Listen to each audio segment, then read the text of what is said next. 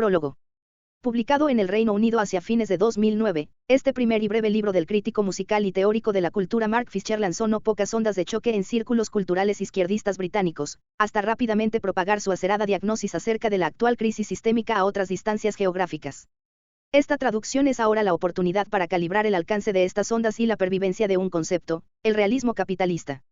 Como reconoce el autor, la expresión, realismo capitalista, no es nueva, pues ya un grupo de artistas alemanes, Richter, Polky y otros, la acuñaron a comienzos de los 60 para nombrar una corriente pictórica. Haciendo un guiño irónico al realismo socialista, su originalidad reside, sin embargo, en el riesgo de tratar de poner nombre al sistema actual y su ideología. Realismo capitalista profundiza y actualiza el par posmodernismo / posmodernidad, insuficiente como categorización de época por sus múltiples y contradictorios significados, de la misma forma que el término neoliberalismo tampoco ofrece una categoría sistémica completamente satisfactoria. De modo parecido a cuando Fredrik Jamsen identificó el posmodernismo como una condición provisional pero válida, y como un sinónimo, del término, capitalismo tardío, de Ernest Mandel, Fischer y su realismo capitalista adecúan muchos de los estados subrepticios y no visibles del capital en el albor del siglo XXI, cuando el derrumbe de lo público acompaña una dificultad endémica de la cultura para renovarse sin tener que mirar una vez más en el baúl del pasado. El realismo capitalista se afianza con el fin de la temporalidad y el presentismo, la certitud de que el futuro nos ha sido prohibido y el pasado se repite una y otra vez bajo la forma de la nostalgia y la retromanía. Escrito con las secuelas de la crisis económica de 2008 todavía frescas, entre ellas, el masivo rescate por parte de los estados del sistema bancario, este libro resuma el malestar y la rebeldía ante un escenario de cierre sistémico en el que el fin de la historia anunciado desde al menos 1989 condujo a la asunción casi generalizada de que no hay alternativa al capitalismo. Este cierre secuestra la esperanza misma, la dificultad para imaginar un nuevo escenario cultural y sociopolítico. El eco del viejo y conocido eslogan de Margaret Thatcher, "There is no alternative", no hay alternativa, situó al liberalismo económico, y con ello al libre comercio y la desregulación del mercado, como el mejor y único modo para el desarrollo de las sociedades modernas. Es por ello que Jamsen, una de las voces más persistentes aquí junto con la de Slavoj Žižek, escribió en Las semillas del tiempo su famosa frase: "Parece que hoy día nos resulta más fácil imaginar el total deterioro de la tierra y de la naturaleza que el derrumbe del capitalismo". Este pesimismo en el diagnóstico, exacerbado por la inercia gravitatoria y por la complicidad del neolaborismo británico y la socialdemocracia con la coyuntura imperante, adquiere en el presente trabajo cierto sentido de urgencia epocal.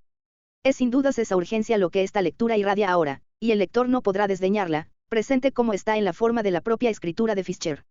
Publicado en su versión original sin notas al pie y sin acreditar sus citas y fuentes bibliográficas, su impacto teórico se encuentra en el estilo tan compulsivo y punzante como perspicaz. La forma del libro, casi o tanto más que su propio contenido, puede explicarse a partir del recorrido de Fischer.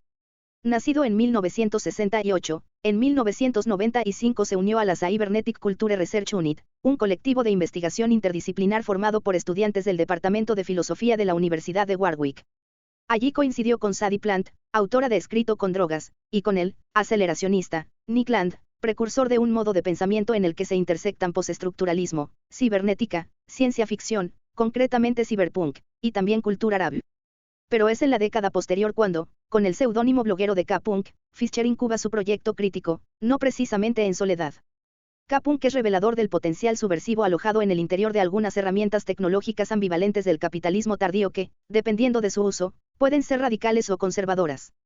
K-Punk fue el centro de una constelación de blogs, entre ellos, Blissed Out o Blissed blog del crítico musical Simon Reynolds, que prefiguró una efervescente esfera pública, una comunidad de blogueros que discutían críticamente sobre música, cine, filosofía, literatura y teoría crítica solapando sin prejuicios los temas de debate. El espacio del blog, como una comunidad activa de lectores y escritores, productores, facultaba una zona autónoma al margen de la economía de la atención que sus más actuales reemplazos, las redes sociales, han usurpado hoy. Una ecología de la sombra donde aquel ideario de Walter Benjamin sobre la politización de la cultura no solo era posible, sino que florecía de manera inherente y hasta congénita. Con la publicación de Realismo Capitalista, Mark Fisher pasa a ser el principal referente de la recientemente creada editorial Zero Books, un proyecto que, como bien señalan desde entonces en una nota publicada en cada libro, reconoce que otro tipo de discurso, intelectual sin ser académico, popular sin ser populista, no solo es posible, sino que está floreciendo en regiones más allá de las franjas comerciales de los mass media y los pasillos neuróticamente burocráticos de la academia. Zero Books ha recogido no poca de esa efervescencia crítica fraguada en aquella esfera pública e interactiva, una especie de grupúsculo con un pie dentro y otro fuera de la academia que reivindica el concepto de lo público y la figura del intelectual. Fischer presta una especial atención a la cultura musical, pues para él la música es el lugar donde los principales síntomas del malestar cultural pueden detectarse. Esta crítica surgida, desde adentro, de la producción cultural es dialéctica al asumir que la superestructura no es solo el reflejo de los modos de producción dominantes, sino que un persistente ejercicio crítico puede afectar los modos de organización. Realismo capitalista no habla demasiado de estilos musicales y se centra, sobre todo, en el condicionante que determina la cultura misma, mientras que su segundo libro Ghosts of My Life, Writings on Depression, Ontology and Lost Futures, Zero Books, 2014, está más orientado a la disección pormenorizada de films y viejas series de televisión de la BBC, géneros musicales, post-punk, jungle y dubstep, amén del concepto de ontología, conformando así el paisaje biográfico y sentimental del autor desde antes incluso del periodo K-punk.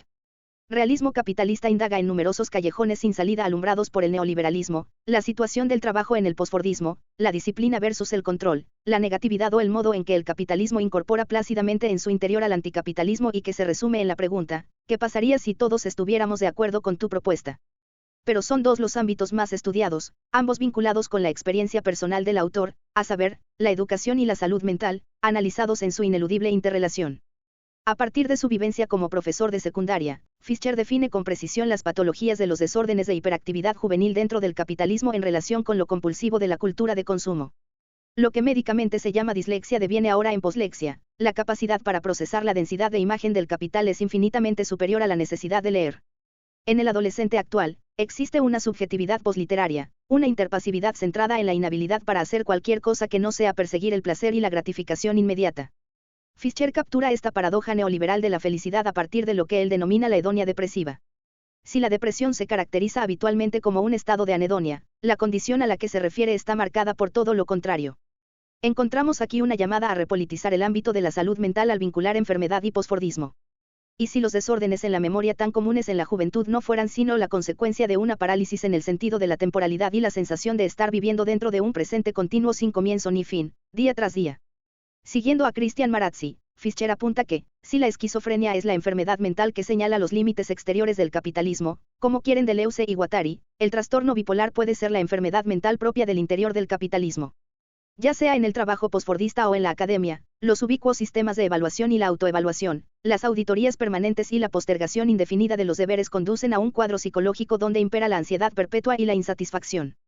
Fischer se adentra entonces en la senda de pensadores que han hecho del biopoder y la biopolítica uno de los ejes principales a la hora de pensar las consecuencias del capitalismo rapaz y depredador, como Franco, Bifo, Virardi y Paolo Virno. El otro gran frente por combatir es la burocracia en la educación, ese sistema donde el profesorado mismo es cómplice del régimen de autovigilancia que la mercantilización de la educación promueve. La burocracia en la educación es la prueba de la transformación de las antiguas estructuras disciplinares y autoritarias en nuevos modos de control que ya anunciara Deleuze, en Post-Scriptum sobre las sociedades de control, en los que el gran otro somos todos. De modo agudo, Fischer identifica el síndrome de atención telefónica del mundo corporativo como uno de los males que señalan el fracaso de las relaciones públicas y con ello del neoliberalismo.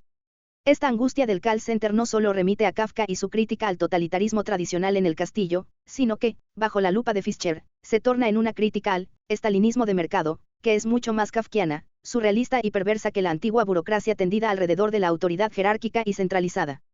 Realismo capitalista tampoco escatima esfuerzos a la hora de criticar su otro antecedente histórico, esto es, el llamado socialismo realmente existente, aunque más bien se pregunta, ¿y qué hay del capitalismo realmente existente? La interrogación en la frase, no hay alternativa. Transforma la afirmación categórica del eslogan thatcheriano hasta posicionarlo en un horizonte de acción.